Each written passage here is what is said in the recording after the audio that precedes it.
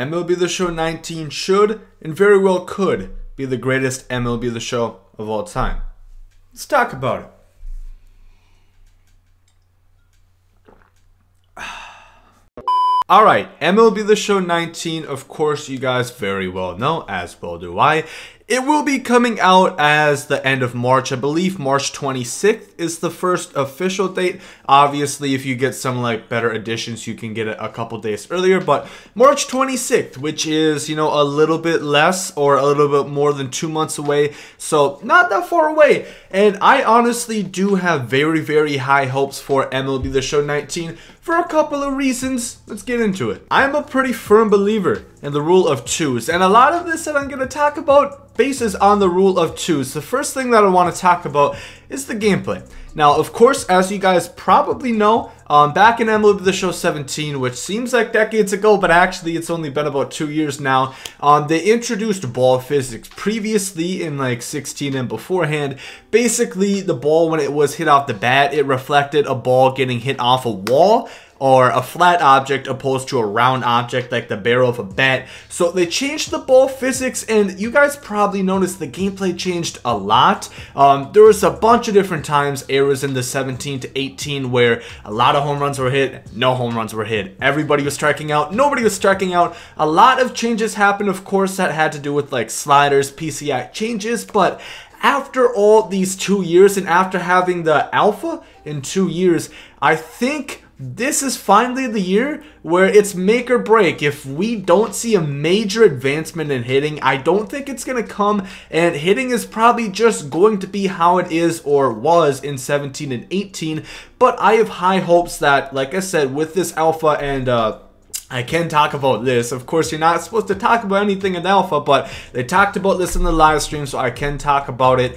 One of the main focuses of the alpha is figuring out pitching and hitting, and obviously to most people, gameplay, that's a huge part of the game. That's a huge part of MLB The Show 19's supposed success. So that was a big point of it in the first alpha last year. Of course, they mainly focused on the servers, which I will talk about a little bit later in this video, but gameplay wise was their main priority, and a lot of it had to do with hitting because, like I said, a lot of people were unhappy about 17 and 18's hitting, and reasonably so. It was questionable, highly questionable to say the least, but like I said, hopefully now that they have had 2 years, this will be the third year running on their, I don't want to call it an engine because that's not really what it is, but their third engine working with this new system of where a round bat hits a round ball. Hopefully, they finally figure it out and hitting is better. So that, in my opinion, is one reason why I think MLB 19 should be great, or should. Question mark. Emphasis on should, okay? Next has to do kind of with pitching and everything about pitching. If you know, a lot of people this year dislike the pitch speeds. They were slow, like slow. They got sped up a bit, but they really never hit what they were back in like MLB 16, especially like MLB 15. And I think that's what a lot of people are missing. The whole year, I didn't really see anybody saying that, oh, slow them down more, keep them as they are. A lot of people wanted, you know, faster pitch speeds because this year, if you guys remember, fastball is pretty ineffective, which is odd because previously that was the key. A lot of people who use TVs, if you guys don't know, if you use a TV, you have a larger delay than people who use a monitor, and most people aren't playing this game on a monitor, obviously. They're playing it on computers, so somebody would literally take Dylan Betances or Aroldis Chapman, one of those guys, to a fastball top right-hand corner and swing and a miss. They can't do anything about it. This year, however, you get a boom. There was hitting it far. And that strat didn't work. So a lot of people are looking forward for pitch speeds to be increased. I'm not a developer. I'm pretty sure that's probably a slider or something that is pretty easy to go ahead and do. So obviously, I know they kind of...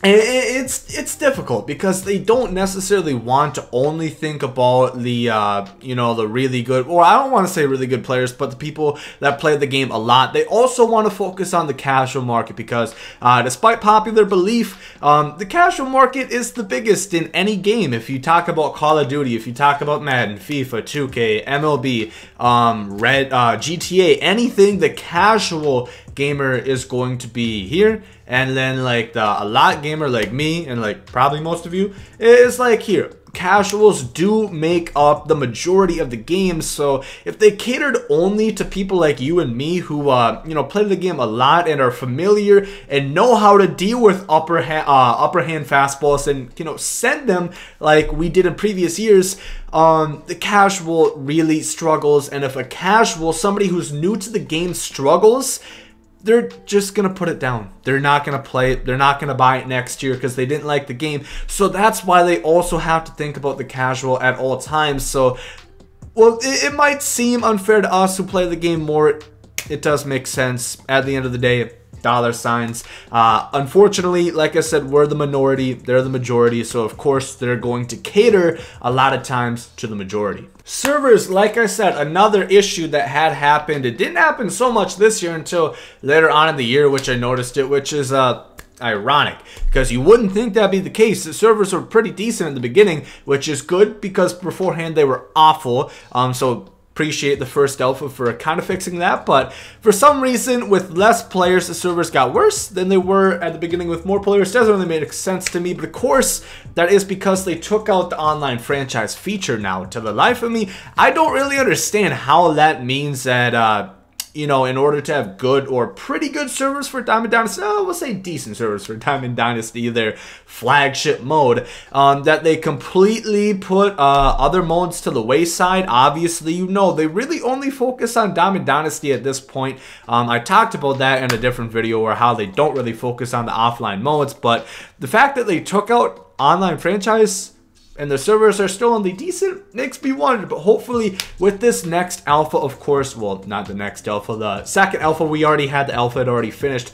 Hopefully that got them a little bit better with the servers, so there should be no issues. I don't know if online franchise is going to return, but hopefully with this second alpha, like I said, rule of twos is something I'll talk about a lot in this video. They've had enough time where they can focus and have online franchise be able to have and still have at least as good a servers as they had this year. So let's hope. Now this is a big one. Okay, the other stuff, it was big, but this one is really big, especially if you play Diamond Dynasty as I do myself. So as you guys know, SDS as well as 2K, Madden, FIFA, any company that features microtransactions, they make a lot of money off those microtransactions. Obviously MLB's Diamond Dynasty doesn't make as much as Madden Ultimate Team. Why, you ask? Simply because, in my opinion, EA is more money hungry than SDS. Absolutely. I don't think that should come as a surprise that EA is money hungry to anybody. If it did, welcome. Yeah, they're money hungry. And two, simply, there's more people that play Madden. Pretty obvious, but MLB's made a lot of money off selling stubs, whether or not you choose to believe it, and of course a lot of that has to do with how they prioritize Diamond Dynasty over everything else, which I mentioned like 2 minutes ago.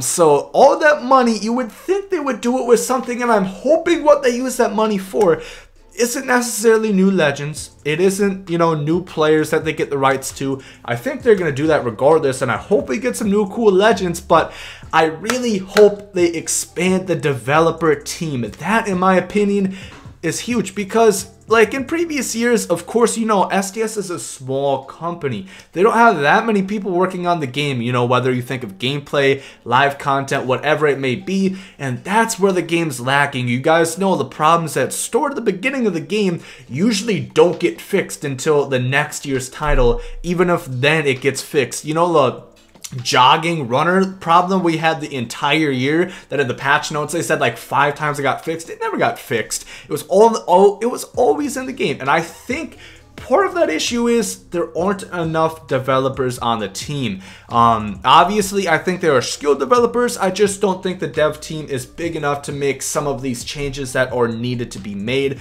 Another instance was the invisible wall in front of the pitcher. That was another big one, never got fixed. It's been in the game in 18, 17, 16, 15, 14, 13, 12, 11, 10, 9, 8, 7...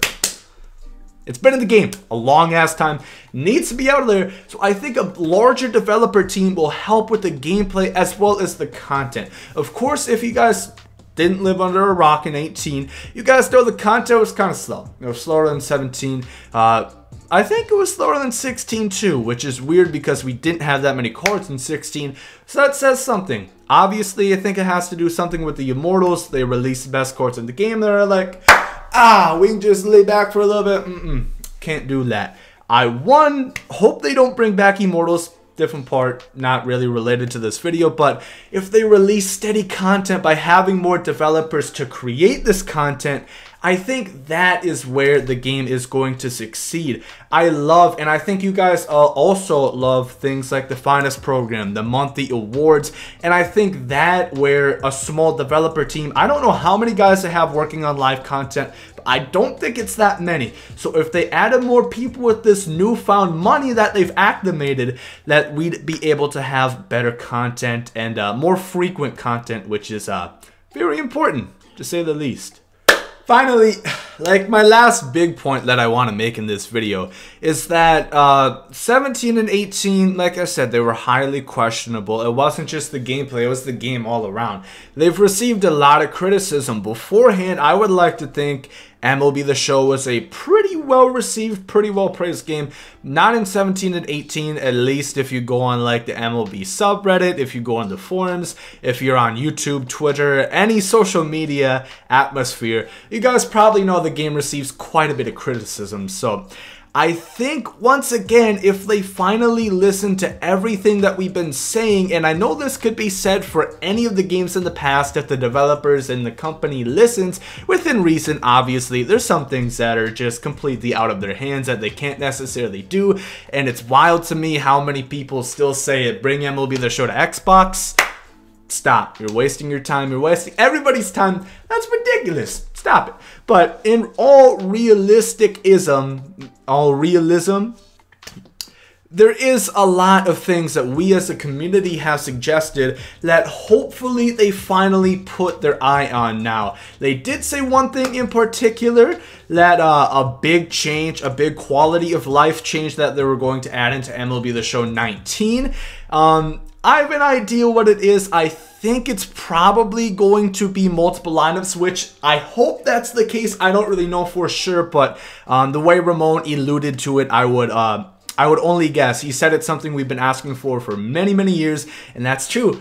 I myself have been asking for it for many, many years, as well as many of you guys have, and I think that's what he's talking about. I think it's going to be the game, so that's going to be good, and hopefully that means they're also focusing on more stuff that we've been talking about. Obviously, one thing he said last year in the live streams is that there's never going to be anything like jerseys that like pre-made MLB jerseys that you can wear, or uniforms. They don't want to do that, although a lot of people would like that. They don't want to do that for whatever reason. I personally dislike their decision to not have it, but you know what can you do? If they're saying they're not going to add it, they're not going to add it. But I mean, there's just so many things in recent years, and I think this follows for pretty much any game, not just MLB The Show. I think if the company, the developers, if everybody in a whole listen more to their community of what they want, because at the end of the day, I think a lot of times the people that play MLB The Show 18 or MLB The Show in general, the people making all these ideas, wish lists, whatever, they probably play the game and are almost as familiar, if not more familiar, than some of the developers, it seems sometimes. So I think if they listen to more of the ideas, the game could be a lot better, because at the end of the day, this is community wanted things. This is consumers of your product that they are literally telling you that they would want. So obviously they have to justify, is this going to be good for the whole of the community, for all of the players? Is this just going to be helpful for like 5-10 of them? They obviously, once again, they want to cater to the majority and the minority, the casual players and regular players, often players, grinders. We'll say the casuals and the grinders are the two categories that you really focus in. So that's really the main thing in MLB The Show 19 success, is just listening to the community, hearing what we want, listening to our feedback, and, putting it into the game, because at the end of the day, this is people that consume your game that are literally telling you what we would want. So hopefully they do continue to listen. And like I said, if everything that I mentioned in this video is kind of touched on, you know, the gameplay improves. They've had the, you know, like the 2 years of the alpha, the 2 years of the ball physics. You would hope that this is finally when they're going to master hitting, that they can put up the pitch speeds, that they can reduce some of the bugs that have been in the game for many years. If they can, you know, use that money to hire more developers, so, you know, things can get caught quicker, people can get their account like refunded, because obviously we have that issue every year. The servers can continue to get better, the content can be fresh, everything under the sun. If that can all be touched on, in my opinion, MLB The Show 19 is going to be great, and it could just be the greatest MLB The Show of all time. At least in my opinion, it's posed up to be. It has everything it needs to be. It has the funds. It has everything that you would assume would result in a good MLB The Show game. Let me know down below. What are you guys excited for MLB The Show 19? What do you think it needs to be the greatest MLB The Show of all time? And let me know your favorite MLB The Show of all time. Mine's 16. Let me know yours down below in the comments. But if you guys did enjoy this video, make sure to like down below. Hope you guys have a great day. And there you guys comes out. Yeet.